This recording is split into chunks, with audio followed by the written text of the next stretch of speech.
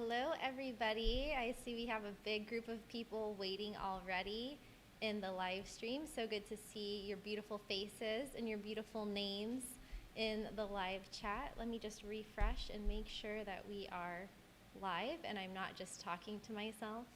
Did anyone see the video that I just published today on how to save money for retirement while traveling? And did you enjoy the skit at the beginning with me talking to myself?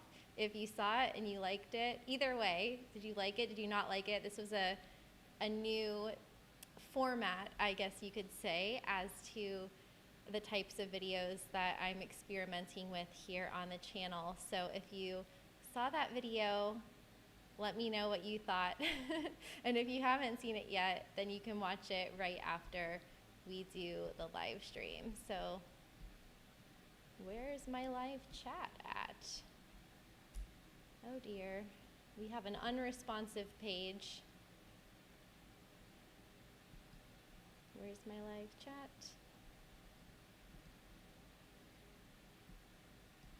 One second, guys. We've got some technical difficulties. Any live streaming software just always makes your computer run so slowly. Apparently, even the MacBook Pro. So, basically, my live chat's not showing up. I can hear you chatting, but I can't see you. Can I see? Ah, there we are. Yay! Okay. Lovely, lovely. Okay, whoops, hello. I'm adding people to the stream already. Hi, everyone. Just see if that's working. We've got already 50 people here. So, yes, the topic right now, we have this topic of this live stream will be on living abroad. So usually, if you're new here, we do a monthly live Q&A on the last Sunday of the month. But this month I wanted to do something a little bit different and have a theme, because there are so many topics that we talk about on this channel, from traveling to living abroad, cost of living, becoming a digital nomad, and I wanted to give each live stream dedication to a certain theme so that we can cover everybody's questions, because there are sometimes thousands or tens of thousands of comments on each video, and so it's so much fun to answer them here live with everybody so that everyone can join in the conversation. So if you're just now joining the live stream, then comment below where you are watching from. Start posting those questions on living abroad in the comments, and I also have a big file of questions that have come in over the past few days this week from the YouTube community page, from my Facebook group, from Instagram. So you can join our group if you search Badass Digital Nomads on Facebook, or you can follow me on Instagram, Traveling with Kristin. And you can join us every Sunday. We do a different time every last Sunday of the month here on YouTube to answer your questions. And also, if you are, and just hang out, and then after this we do another hangout over in Patreon. In the Zoom room, we do a VIP after party. So if you would like to join us, there are about 50 of us over there on Patreon. You can join that community for $5 per month.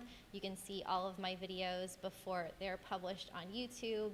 You can send me private messages. You can vote in polls. You can suggest questions for my podcast interviews, all sorts of fun stuff. And we also do the after party hangout over there on Zoom. And we have a lot of new patrons this month. So welcome to everyone who is new. And so also, if you are just joining, let me know in the comments if you saw the video that I posted a few hours ago. I try to get a video out every weekend. So usually we get there. Sometimes we miss a week here and there.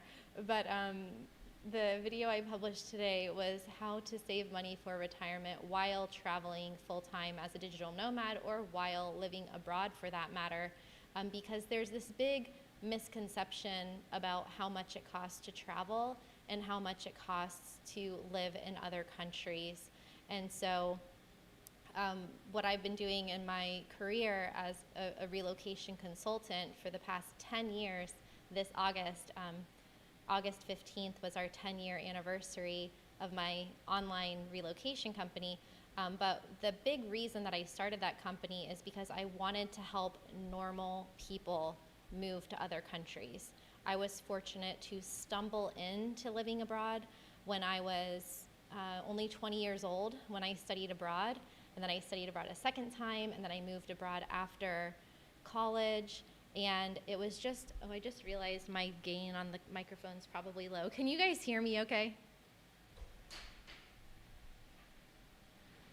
I'll turn it up a little bit. But I realized when I was living abroad, this was like back in the early 2000s, that anyone could do it if you knew the steps to relocate. And all of my friends back home, especially in college back in those years, they were like, how do you have all of this money to go to different countries, and how can you afford to live abroad?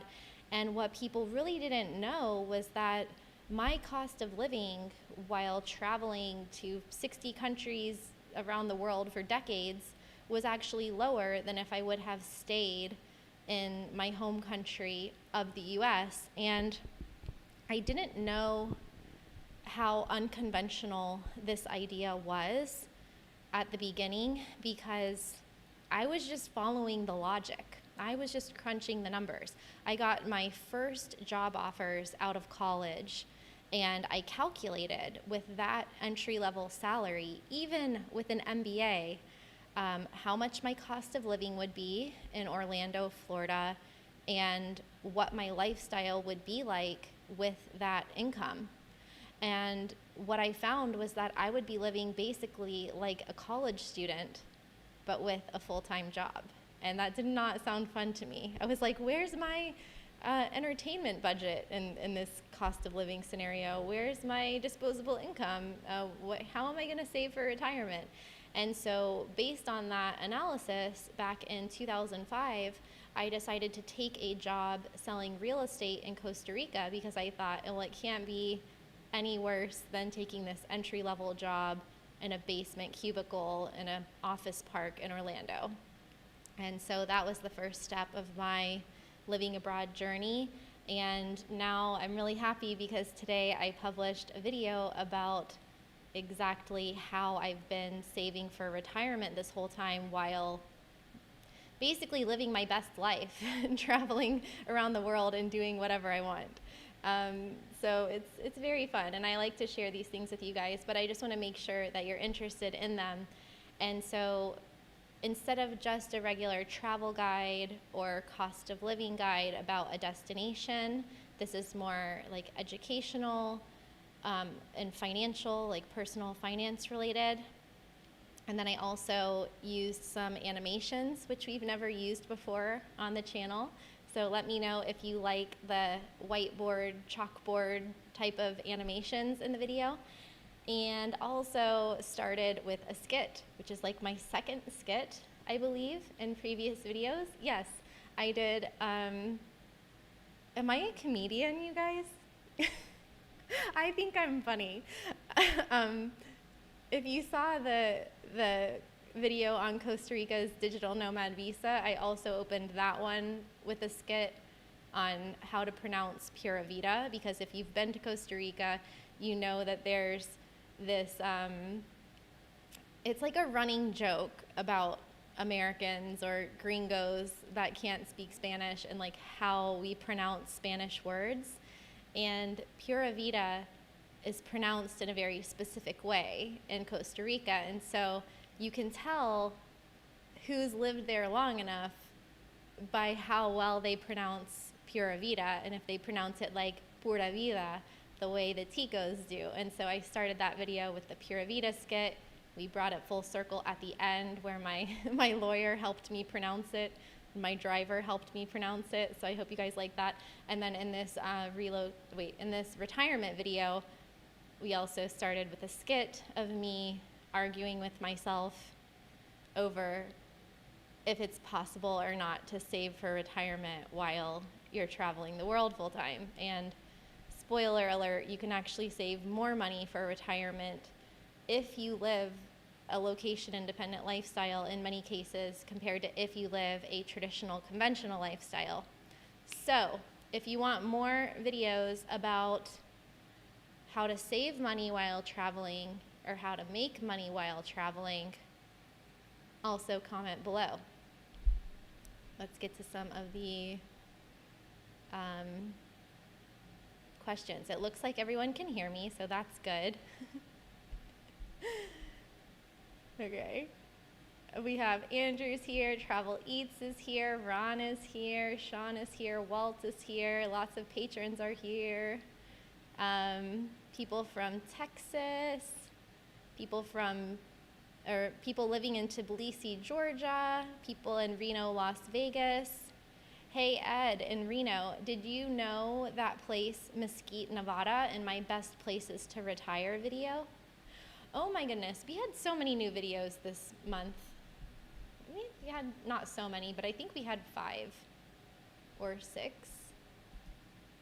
Let's review. Let's just review. We have Kathleen here, another patron. Hi, Kathleen. Phil is here, another patron. Patreon in the house. Walt says, my comedy skills are pretty good, partially. Or does that mean you partially watched the video? Jade is here. Hi, Jade. Jade saw the video today, and she said it was awesome. She would, oh wait, let me add to broadcast. Okay, let's get some production value going here. My live streams are still lacking a bit in that, but you know, it's about the content, not just the bells and whistles. Mr. Brown is here. So Jade would like to see more videos on Nomad expat topics and finances and geo arbitrage. So I think Jade has already subscribed to my second channel, but if you are new here, I have a second channel that I'm relaunching, which is called youtube.com/digitalnomad. So I'll cover some of the financial and travel stuff on this channel, but I'll go into detail on more of the nerdy advanced nomad topics and tutorials on that other channel. So if that is your jam, go subscribe to that one. We've got a lot of new people. I think at least 1,000 people subscribed over there, so that's really cool. I'm getting a little bit of a delay here because my computer is being very sluggish, but maybe I need to close out some windows. Let's see. Can I close? We're frozen. Hold on.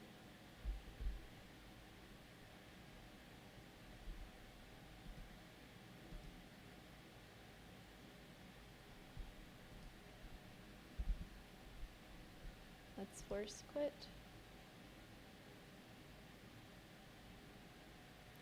So the videos we had this month were Canada reopening for tourism, the Costa Rica digital nomad visa, the 10 best places to retire. So that was a reaction video.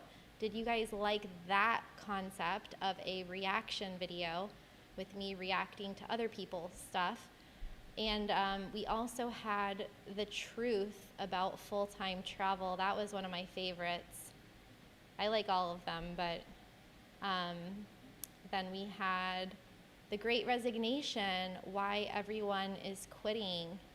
And Kenny Tao told me that she listened multiple times on the podcast and watched the video multiple times to get some inspiration and encouragement for her work situation. So that made me feel very good, and I hope that you all enjoyed those videos. So, okay, let's get into more comments. I turned the gain up on the microphone, so hopefully it's better now. I had turned it down before because it's very echoey in this room, and we want to have good sound quality. So when I'm recording videos and podcasts, I keep it low. And then you can always enhance it later. Let's see, Chuck is here, Dave is here. Okay, yes, is Tech Lords here, the moderator? He likes it if we everyone put a Q or question before your question, and then we will go through and address those questions. Kristin, other Kristin is here, Kristin with an I. Marcia from Colorado.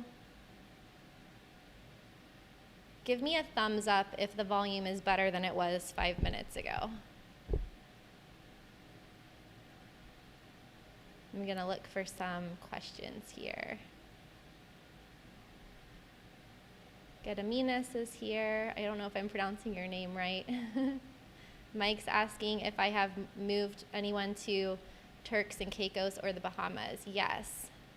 Not in a couple years. Well, this past year has been a bit weird because of the pandemic, but prior to that, yes.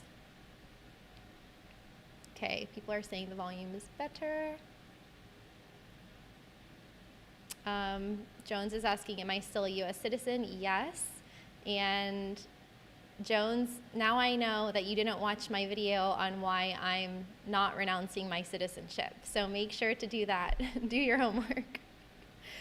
It's funny, my sister sent me a message about the Costa Rica digital nomad visa, and she said, you should do a video on this. And I said, already beat you to it. It's on my channel and you haven't seen it yet.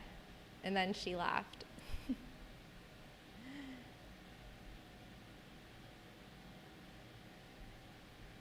Thank you, Biolithic. He says, hope you're staying well and safe. Thank you so much. Oh, good. Travel Eats said that my videos made her laugh. I actually laugh when I'm editing them, so I feel like that's a good sign.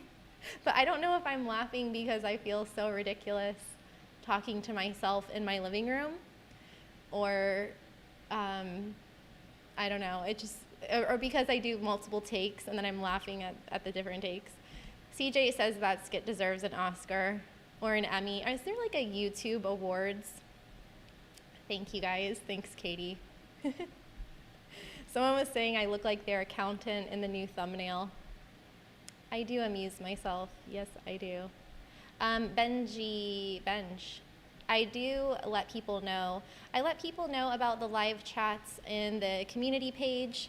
I send it out to my newsletter. So every Friday I send a travel tips newsletter, or sometimes personal news sharing newsletter.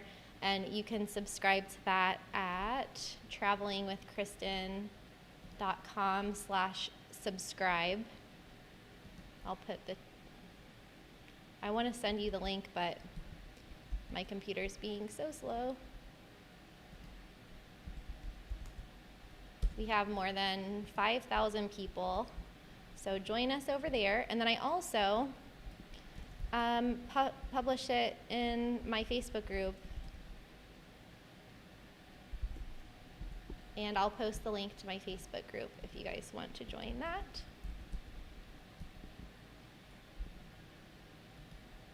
I don't know if it's considered swearing if I say the name of it live on the stream, so. And then I also post on, Instagram and everything. So there we go. Let's look for some more questions. Lisa's here from Yorkshire. Hi, Lisa. Jim is here from Brazil. Kelly's here, another patron from Vancouver.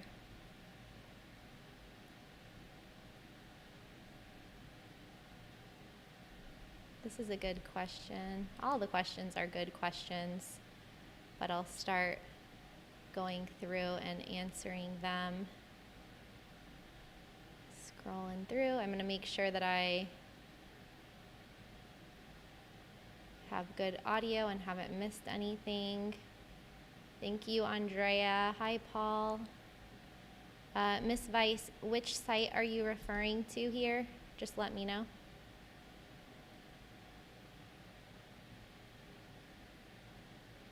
Okay, everyone likes the videos. That's good. Okay. Let me think if there's any other announcements that I have for you today. I feel like the once a month live stream is a good way to do that. I am reopening. If you have been listening to my podcast for a really long time, Badass Digital Nomads, we're on episode 124, I believe. Back in December and January, I was doing free strategy calls for people who wanted to become digital nomads or who needed help finding remote jobs. And throughout the year, I've been coaching a lot of people from YouTube and from my podcast who wanted help with that, while also doing relocations. But I wanted to reopen those applications to the free calls for people who want to relocate, because I've had so many more inquiries from people. I'm helping people, of course, with becoming a digital nomad, doing online businesses, making money online, but then I'm also helping people with the travel aspect of that. That has been my main line of work, as you guys have seen from my videos for a really long time. And so I thought of opening the free strategy calls to people who want to relocate in the next 1 to 2 years. So if you are interested in that, I will post that link here. I have not shared it anywhere else yet, but my podcast listeners will also get a chance to apply. So this is anyone who's planning on moving to another country in the next 1 to 2 years. Maybe you've been thinking about doing it for the past year or few years or 10 years. That's totally normal. Don't worry about that. But you just want some guidance on it. Maybe you've been spending a lot of time on Google, watching a lot of content, and you just have a lot of questions about the whole process, and you think you might want my help with that process. So you might want to work with me one-on-one. You might want to be part of a group coaching program that I'm doing about relocation. We'll work all of that out on the phone. But if that's you, if you're fed up with spending years of your life Googling things about moving to other countries and you want some step-by-step guidance and advice from someone who has done it over 1,000 times, then you can apply for my free strategy calls. So I'll grab the link for you guys here. I think that's all.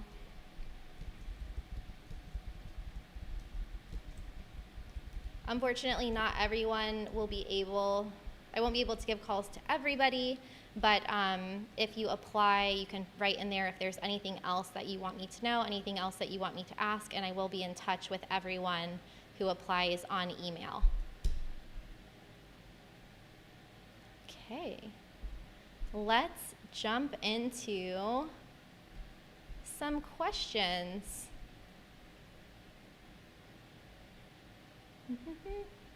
What are you all drinking today? I always have a different beverage on these live streams.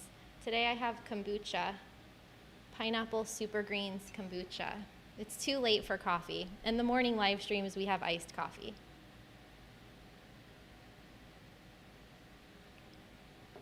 Also water. Stay hydrated. Here is a question from CP59Fit. Nice to meet you. I don't know if I've seen you in our streams before. Questions on, or thoughts on slow travel from place to place. Are there ships you can take transatlantic or Pacific? If you know me, you know I would like this question because I'm such a fan of slow travel. I even have slow travel t-shirts in my Teespring store. We just lost, okay, we're back. So I think that there's a time and a place for slow travel. If you're at the beginning of your travel journey, you might want to travel really fast because you want to see a lot of places in a short period of time, and that's totally understandable.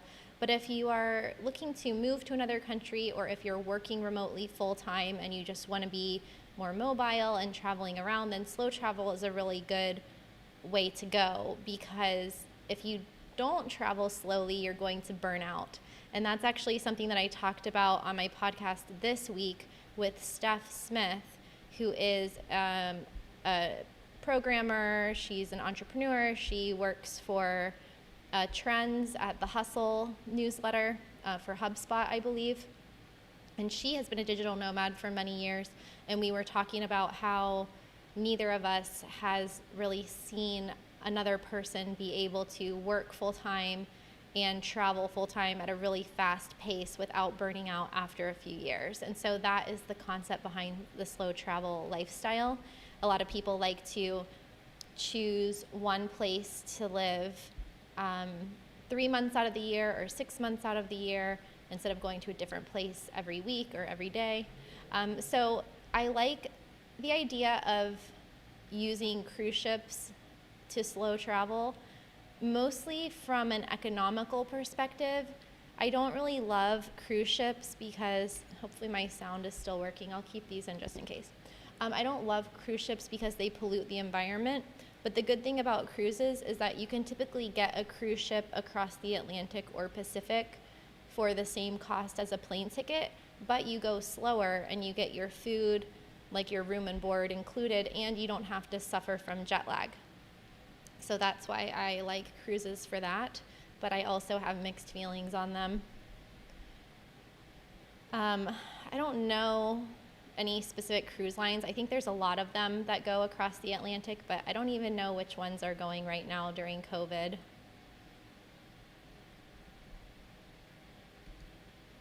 Lena's asking a financial question about dealing with bank accounts and emergency funds. What bank or what currency should that be kept in? You want to keep your emergency funds in a place where they're liquid and accessible and safe. So, depending on which country you're from, if it's the U.S., FDIC insured. In different countries, there might be different rules. And as far as which currency it should be kept in, probably whatever your home currency is. And then you're not going to go wrong with any of the major fiat currencies that are relatively stable. Your pound, euro, dollar, yen. I use Wise, which is formerly TransferWise, a lot. And full disclosure, they have sponsored this channel before, but I've been using them since, I think, I was saying 8 years, but I think it's probably been 9 years now.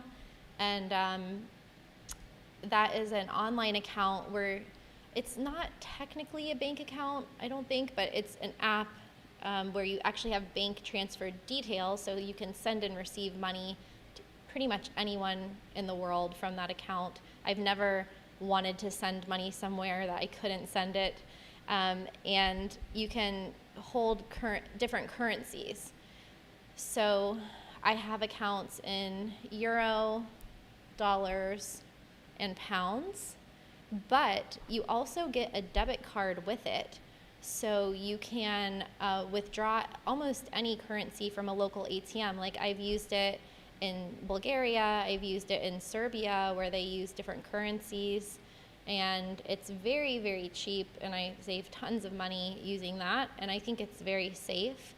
And so that would be an interesting way of keeping emergency funds, because you can access it from anywhere and you can send it anywhere, and you can exchange it into different currencies if you want to. So I'll send you my link for that. You can get open an account for free with my affiliate link, and you can get a free transfer if you want to try sending money to yourself or to someone else in any currency up to 500 British pounds or whatever the equivalent is. So here is my, I'm such a fan. And when they sponsored my channel, they didn't even know that I talked about it already all the time. I don't think they knew anyway.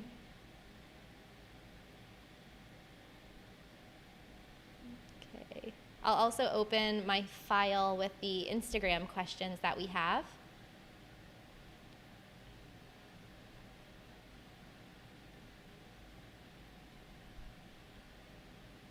And we have a question about health insurance while traveling from country to country with COVID coverage.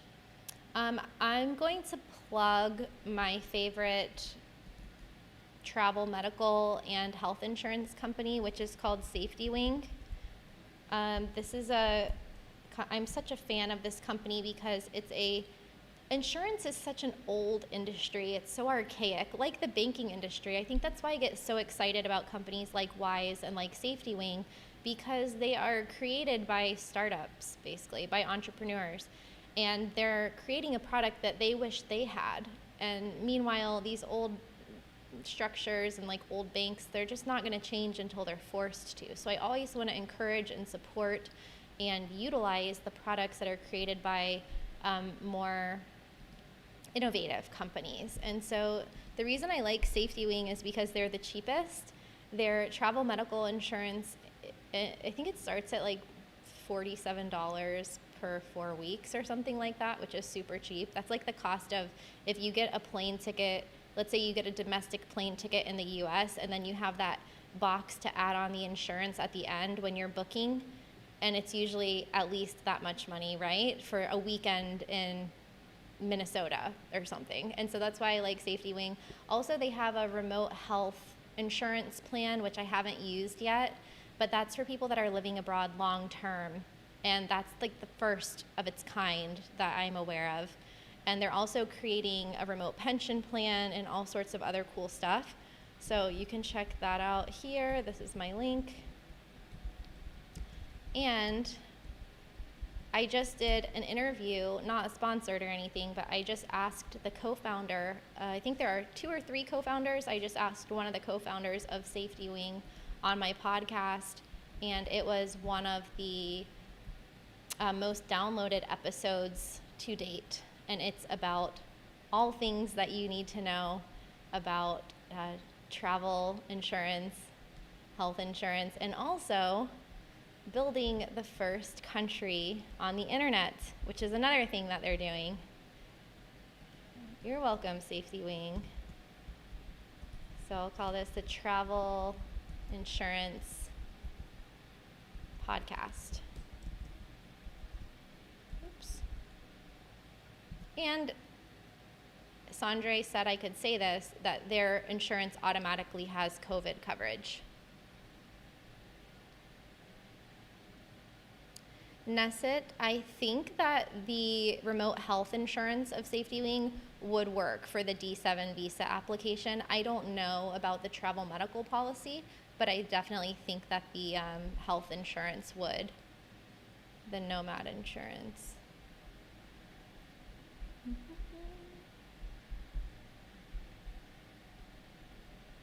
Find some more questions. Hi there, Jeff. Benj is in Phoenix. This is a good question. Monica's asking if I've done a video about different types of visas for the Netherlands. No, but there is a really useful program that the Netherlands has with a few countries. It's like their friendly nations visa, sort of like the one in Panama. But I know it's definitely with the Netherlands and Canada, the Netherlands and the US, and I'm drawing a blank on what that is called right now. But I could do a video on that one. I almost applied to it in 2018, 2019, because it lets you live and work in the Netherlands for 5 years. You do become a tax resident though, so you have to pay some taxes there. But it's a good one. It's not technically a digital nomad visa, but it's for freelancers and people who want to work in the Netherlands. There's also a startup program that they have too. But if you haven't seen my living in the Netherlands video, I think that's an underrated video. Doesn't have that many views, but it's like a cost of living video for Amsterdam and the Netherlands, so I'll link to that for you guys. Because I actually filmed it with a professional videographer, and I don't usually do that. I usually film myself because costs add up in this video production world. Okay, well, while that's loading, I'll answer some more questions. Justin was sleeping in today.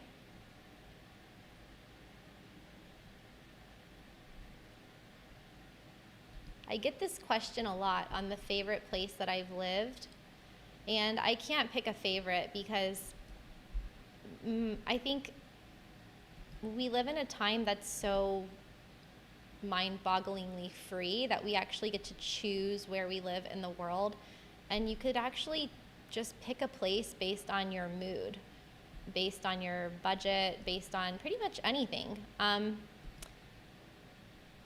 Just let's do a quick exercise. I don't want to say exercise, that sounds boring. Let's do a visualization.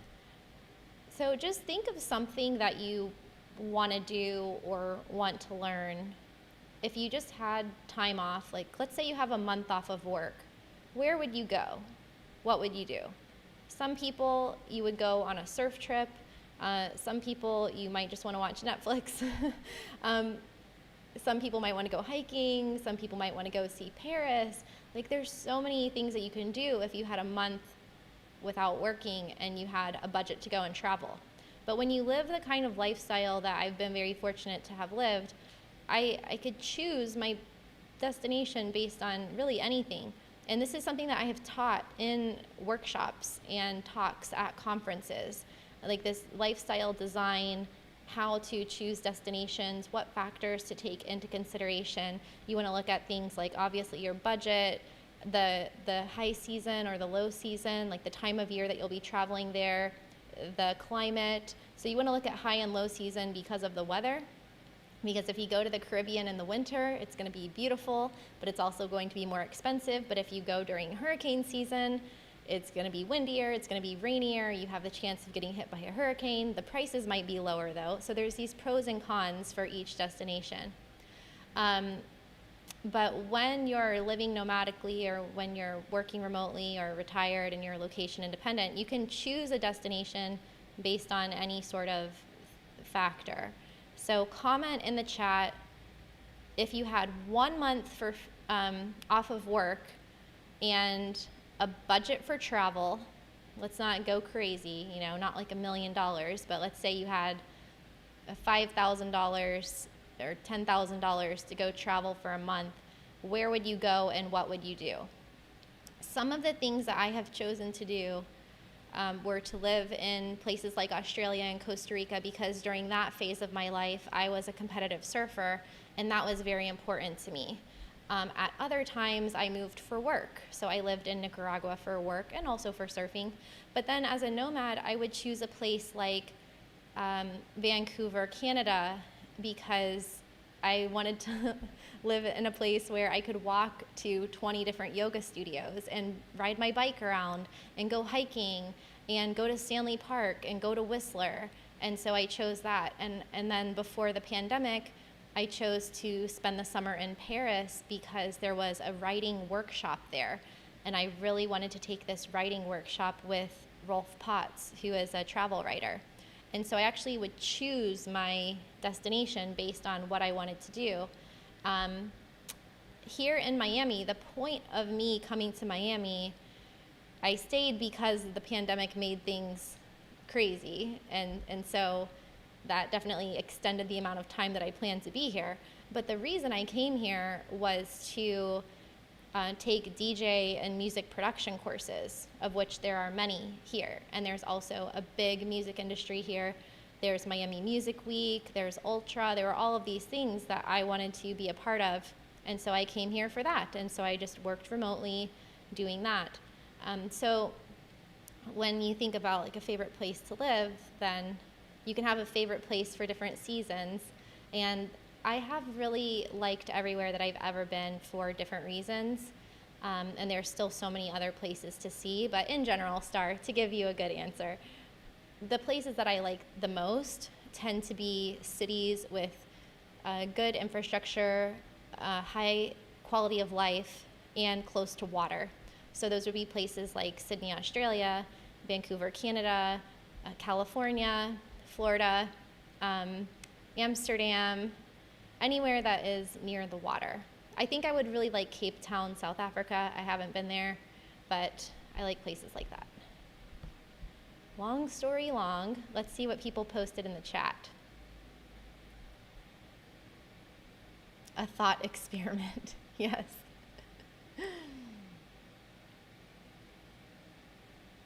Frankie says Spain. Andrea says Portugal is the best place. Frankie says, oh, Canary Islands. That's a good one. That one's underrated. I'm actually, I can't say this yet. I'm doing a collaboration with another YouTube channel, and I talked about Tenerife and the Canary Islands, so I'll let you guys know when that is out.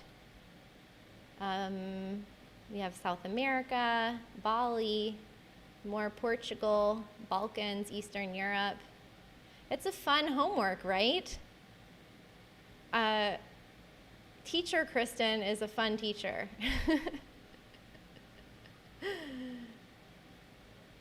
Marsha loves Vancouver too. Okay. Where did I stay in Paris? I don't remember. I was in an Airbnb. Do you guys want me to do some videos on how to save money on housing, or how to find good rental properties, how to find Airbnbs, things like that? Let me know. Kristen Squared has a question on which countries are the most unlike U.S. culture. Most unlike U.S. culture. I've been to a lot of places that I think, well, no, I wouldn't say most places are like the U.S. The U.S. is its own thing. The most unlike U.S. culture would have to be Southeast Asia. And then, for some reason, Fiji is popping up in my head. I think because Fiji, it's an island in the South Pacific. It has a lot of influence from other Pacific islands, from India, from Asia. And I found that to be a really unique culture. You've got the kava rituals. There's a lot of Indian food, actually. It's sort of Caribbean and like the island lifestyle. It reminded me of the Caribbean a bit because I spent a lot of time there. But I did find it to be very unique.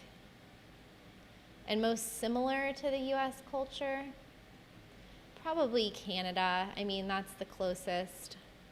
Or Costa Rica. I mean, the Costa Ricans joke that they have adopted a lot of the US culture. So it's not just me who says that. And there's also a lot of Americans there, which you guys have talked about in the comments. But I would like to go to more, I guess, far off countries, more exotic countries like Madagascar and places like that. Oh, I had a super chat. I'm sorry, John, I did not see. Thank you so much. Do you have a question? Jean-Sebastian Caron, where are you from? Nice to meet you. Thank you so much. Let me know in the chat if you have a question. Sukrat is asking if I can make more videos on Portugal. Funny you should ask, because were you on my email list? 2 days ago, I sent out an email to my list asking what they wanted to know about Portugal, because I'm thinking of making some new videos about Portugal and also remaking my cost of living in Lisbon video. And so I have a call with some of my friends in Portugal that own property rental websites in Portugal and other things like that, the Digital Nomad Village.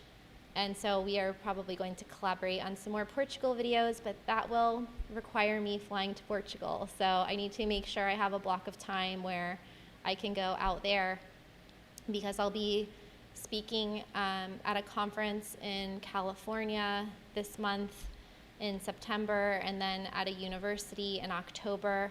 So I'll just need to coordinate around that.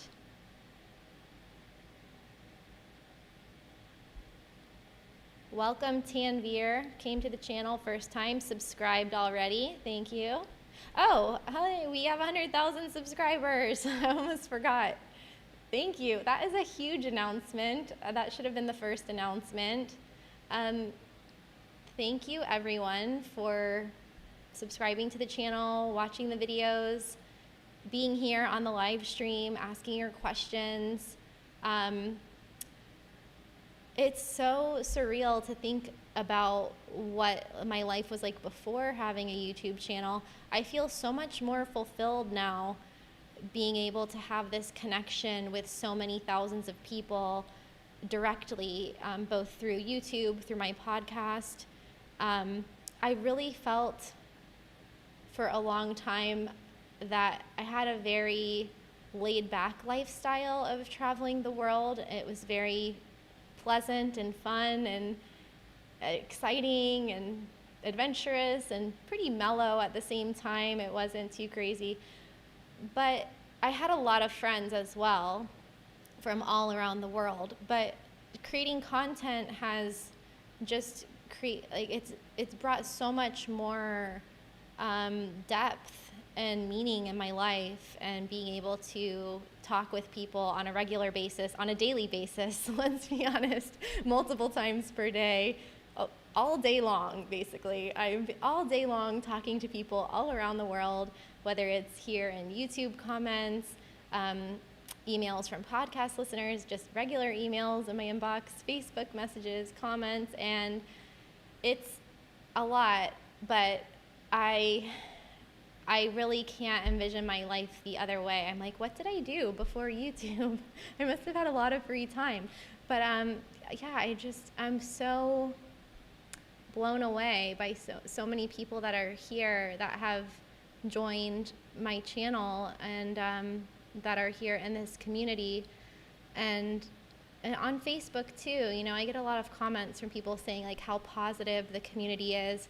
And apparently there's a lot of trolling on the internet, but there's really not that much of it in the comments of my videos. And so I'm really proud to have attracted such a quality group of people. So thank you so much for being here.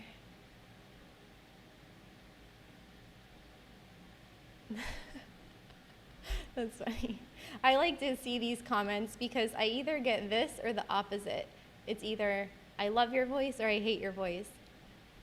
But I think that's funny too, because I actually used to take speech classes in elementary school.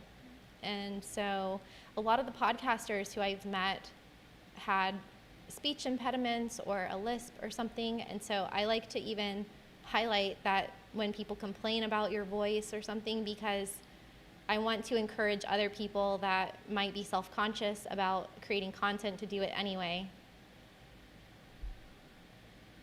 Oh, yes, Nomading Nerds. I'll link to the other channel. My other channel is just youtube.com/digitalnomad.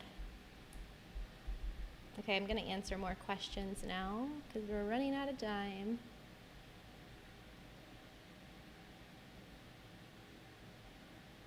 I love Wise too, Andrea. If you guys search Schengen Traveling with Kristin on YouTube, you're going to find a video where I explain the entire Schengen zone. So for this question, search for that. But the short answer is you cannot just extend the Schengen visa by leaving and coming back in, which is something I learned the first time I went to Europe. I thought I could just go for 3 months in each country. I was sadly mistaken, and I ended up spending thousands of euros on apartments that I couldn't rent because I was over my visa. So this is why helping people with relocations is also so fulfilling, because I have just wasted so much time and money over the years when I was traveling at the beginning that I wish I knew. I wish someone told me, but there was nobody back then. There were no sorts of digital nomads or relocation companies or anything like that. Oh, okay, Jean-Sebastian, you get priority because you gave a super chat. Okay, as a trader and a new nomad, where would you think that a good place would be to live tax-wise, loving the mountain snowy slopes in the winter and the beaches in the summer? Merci. You're welcome. So I guess it depends where you're from. If you are from France, so tax-wise, the benefit for being a nomad in other countries is that in a lot of cases, and disclaimer, I'm not an accountant or tax or financial advisor, but traveling as a tourist with a passport and working online, especially if you're just passing through, it's very unlikely that you would be considered a tax resident of those countries that you're moving through. So that might not even really be a big factor to take into consideration when you're traveling, but you should always check just in case, and especially with the all the new digital nomad visas out there. But a good rule of thumb, and this is just a generalization, is that unless you are in a country for or over 180 days, then it's likely that you wouldn't be a tax resident unless you're actually doing business in that country. So all of that being aside, beaches, okay, slopes in the winter, so you're asking the right person because I seek out ski resorts because I love snowboarding. I like skiing too. My favorite places are Colorado, Canada, pretty much anywhere in Canada, just have like some of the best snow in the world. Japan, for sure, Niseko, Hokkaido, but there are a ton of ski resorts in Japan that you've never heard of, like pretty much any of the resorts, Rusutsu, there's so many that are so completely empty because so few people go there it's hard to get there compared to other places like in the Alps or in the Western US. I have been to the French Alps. I don't like the snow as much and it can be very expensive and very crowded. I like Eastern Europe for the prices of staying there through the winter, but there wasn't enough snow, to be honest, when I was in Bulgaria, and the slopes there were better for downhill skiing than snowboarding, in my opinion. You don't get that kind of powder that you get in Japan. But those are some ideas. For beaches in the summer, it depends on what you're doing. So if you wanted to go surfing, some of my favorite surf spots in the world are in Australia, but of course that is a bit on lockdown. Oh, before we go, do you want me to do a video on Australia, the Australia lockdowns? Because I've been following that. As you know, I follow the border reopenings quite closely. So let me know if you want me to do a video on that, or like a reaction to what's going on there, which is pretty disturbing, but we'll talk about that later. So, but if you're looking for a beach with no waves, like a very calm and tropical beach, then some of the most beautiful places, I actually like the Bay Islands in Roatan. I've heard Belize is also very nice. I have not been there, but that looks really pretty and picturesque. And in Costa Rica, I like the northwestern beaches, like Playa Flamingo, which is just this flat, beautiful beach with nice sunsets. So it just depends on what you're looking for there. The Caribbean as well, places like St. Lucia, very nice, look like they just came out of a postcard. But that's probably some places that I would recommend. And of course, the Mediterranean. Actually, Albania has really nice beaches. That's the Adriatic, but that's an underrated place. There can be some rocks there, but I hope that helps. Welcome, Scott. Okay, Ron says yes to the Australia lockdown video. Travel Eats, Japan is, you can stay in Japan as a digital nomad for up to 90 days without getting a permit. Frank, I do have a moderator, Tech Lords, but I guess he's not here today. Oh, okay, John Sebastian, you're from Canada, so you know all the ski resorts in Canada.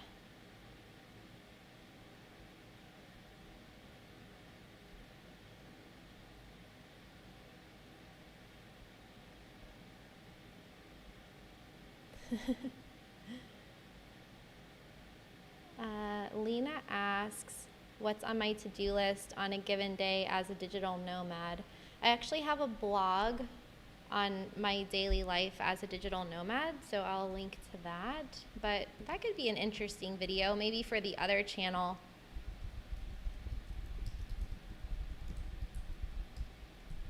I'll link to that blog for you. And then let's go to some of the questions from Instagram. Okay. Here is the blog post.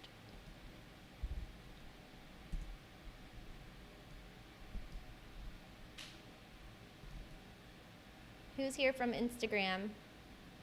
Yes, Ali, I'm taking questions from the comments.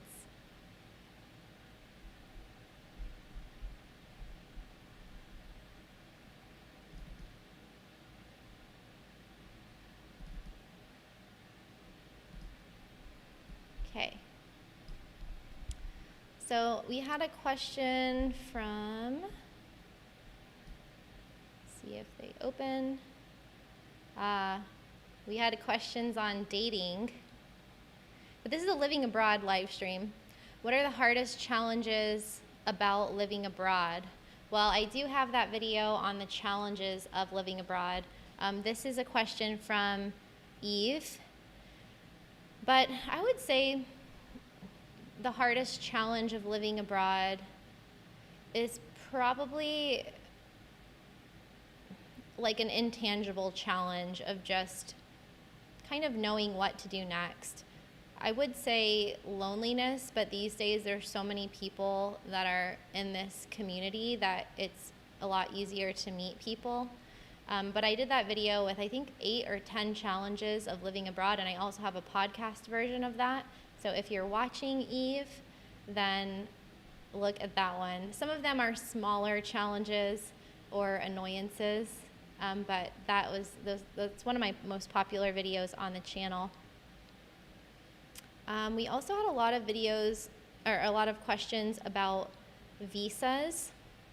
I do have the playlist on digital nomad visas, but this is a hard question to answer in a live stream because visas depend so much on each person, like each individual, where you're from, where you're going, how long you want to stay, what you want to do for work.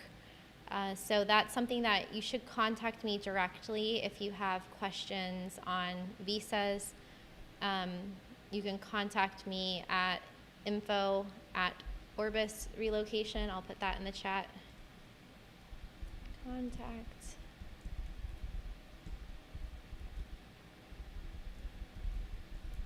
Or hello@travelingwithkristin.com. And if you want to apply for the free relocation strategy calls that I am opening up as of today, if you want to relocate to another country in the next year or so, this is something that people typically plan out really far in advance. Some of the people I've worked with are in touch for 5 years, 7 years, 8 years, 10 years before they actually move to another country. But if you're thinking of relocating in the next couple of years, you can apply for a free relocation strategy call here. Okay, and then now Sheen wrote that she heard people are getting flagged for remote work without a visa. Tips to avoid trouble. So this is an interesting question because this has never happened before. I mean, there weren't remote work or digital nomad visas. So what she's saying is that people are going to countries to work remotely, and then they're getting flagged by the authorities of working without a permit. And so that's quite shocking. But I mean, it depends what you say when you go into the country. I mean, you always want to be truthful with the authorities, but a lot of times the main purpose for my travel is to travel as a tourist. It's for fun. As I mentioned earlier on the live stream, it's to take a writing class or go to a music festival or go snowboarding. And it's like, if I'm working on my laptop at the same time, that just seems like a side effect of being there. But if your main intention is to work and you're going to that country to work long term, then you want to make sure that you get a work permit, because if you tell them that, if that's your main purpose of going there, then you should have the right documentation.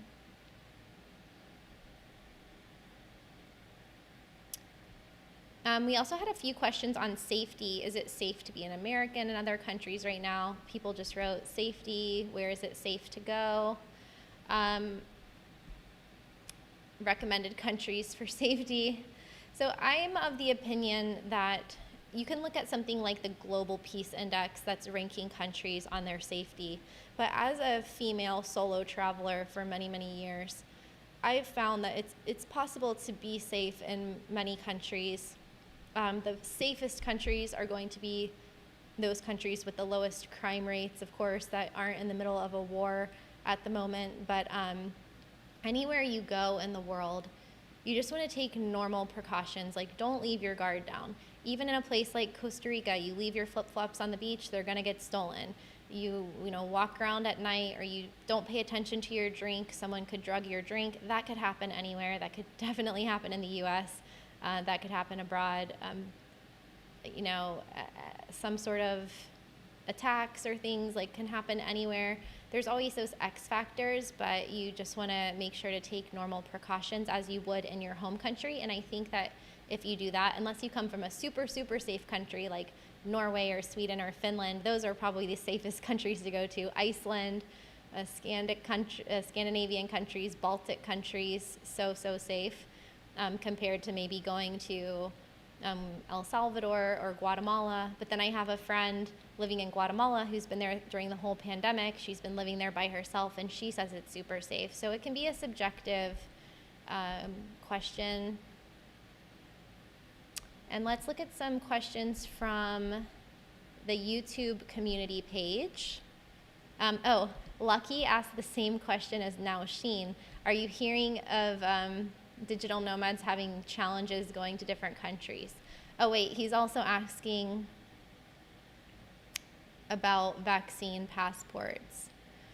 Yes, they were not a requirement. Now they are a requirement in some places, but it seems like still to travel to other countries, the biggest factor, and this is something that the international travel authorities have said, is testing, not vaccines. So most countries aren't going to require the vaccine passport, but they will require proof of a negative COVID test. And M asked a similar question about traveling for an extended period of time and visas. What do you tell the customs agents when you're going there for an extended period of time? This is where these digital nomad visas are coming in very handy, because if you have an official status as a digital nomad or with a remote work visa, then you can just tell them that at the border. So otherwise you'll have to use your judgment if you're going there for tourism and travel, or if you're going there for work. And if you're going there for work, then there's a whole nother list of things that you will need.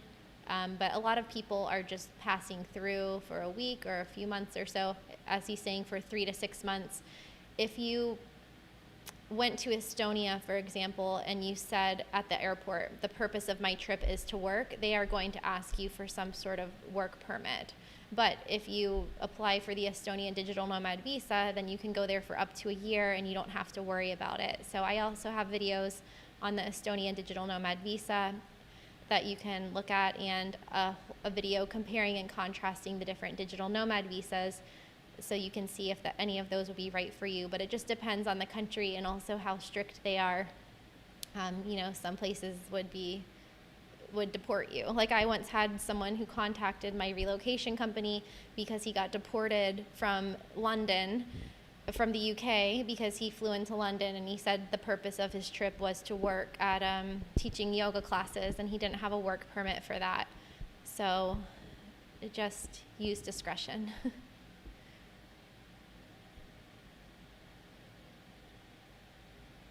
Matt is asking about, Monica had also a question. It looks like we have a lot of questions on customs and border patrol and things like that, so maybe I should do a video on that. Matt said, because you travel so much, you likely use credit cards to earn points and miles. Yes. What is your credit card points and miles game strategy? That could be a topic for a video too. it's not technically living abroad question, but I guess we're getting off topic a little bit in this live stream. But I think it's important to get a credit card, like a general travel credit card, and also one definitely for the airline that you use.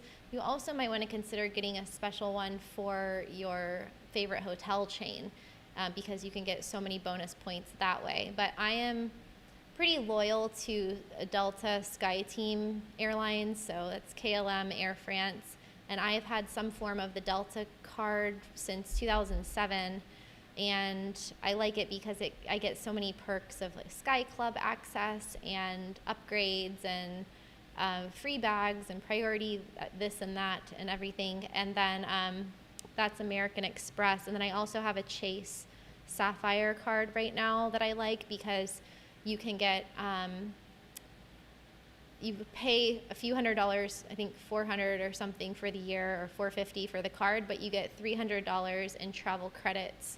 So they literally deduct it from your bill, and that's a good flexible card that's accepted everywhere because it's like Visa and MasterCard are accepted more than Amex, so you want to make sure you have one of each.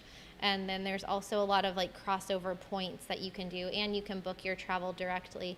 But I think it's a good strategy to, it's an effective strategy for points to apply for a lot of cards, which is what I used to do. But then it just got it was time consuming to have so many credit cards, and it was getting really complicated. So I just stopped using some of them and closed some of them. Cece is asking about how I deal with missing family and friends while abroad, and how do I handle that. And I think the family and friends part, I would separate the two, because I do miss my friends from home, but I think after graduating from high school and college, I'm still in touch with some of those friends, but I don't see them on a regular basis, and a lot of them have families and things. So we are used to only seeing each other maybe once a year. With family, it's harder because I do miss them, but my strategy for handling that is to go visit them more often than I would if I had a traditional lifestyle. So one of the good things about being location independent and living in different countries and being able to work when and where you want is that every year I would basically go, I called it like Tour de Kristin, and I would go around and visit all of my family members around the world. So I had family in Florida, Austin, Texas, New York, California. So I would do one US trip per year, and I would visit everybody. And then I have a cousin in London, now 2 cousins in London. I have friends all over the world, so any country that I was in, I would make new friends, and then I would hang out with old friends. But I got really good quality time, like probably 1 week per year with each of my relatives, or more with my immediate family, and also have them come visit you. So wherever I was in the world, and like Costa Rica and Mexico, friends and family would come and visit me. It was my friend's birthday just this week, and I posted happy birthday to her on Instagram.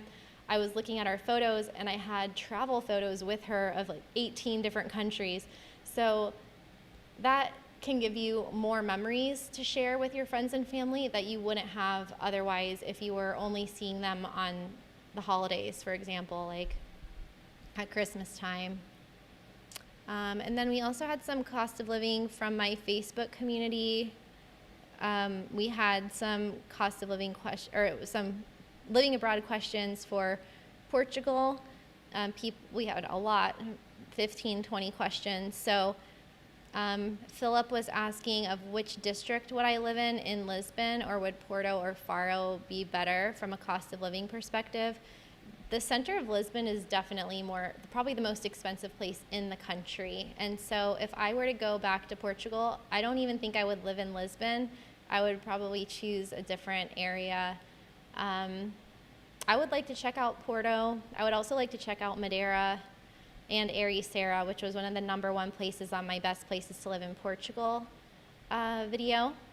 And that would be my suggestion there, because yeah, the center of Lisbon is really expensive.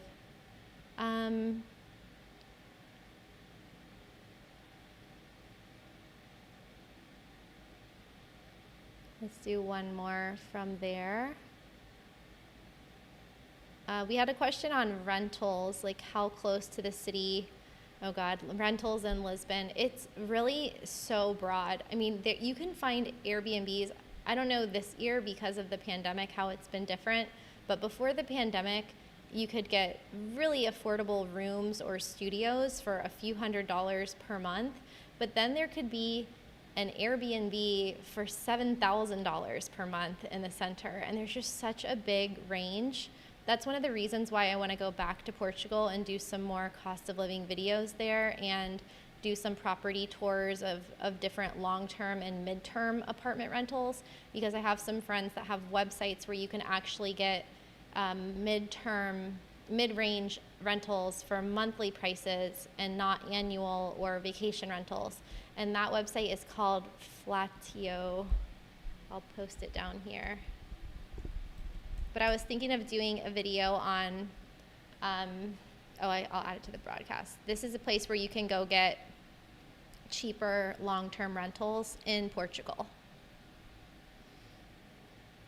And Bonita's asking about Airbnb for housing. I actually want to do a video on alternatives to Airbnb. Would you guys be interested in that? Comment below. Hi, Apollo. Apollo's asking if Bitcoin is a good source of currency to use abroad. I think it's a good store of currency and of value, but there's still not that many places that accept it, that have like BitPay or some sort of tool to be able to accept crypto at point of sale.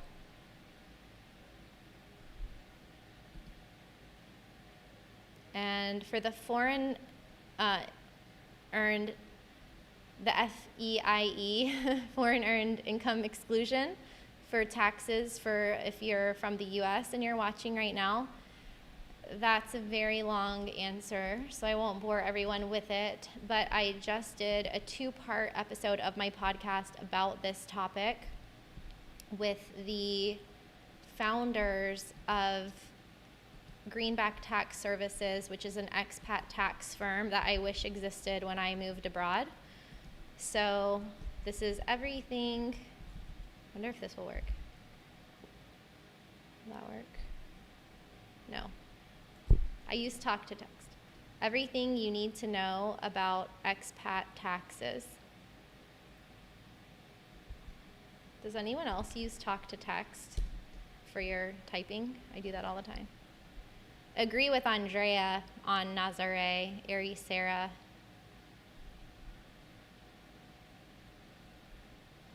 Cool. Okay, fam. I am going to go now and head over to Patreon for our after party, which I'm late for. But if you'd like to join us or just support the channel, then you can do so at patreon.com/travelingwithKristin. We have 50 people in a really close-knit community over there. So that is a lot of fun. I hope I didn't miss anyone's super chats because I only saw one. Did I miss your super chat, anybody? I'm frozen, I think. No, okay. I have top chat up, but I hope I didn't miss anyone.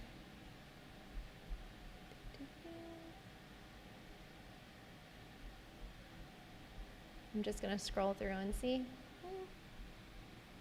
I don't think I did, but if I did, I'm very sorry.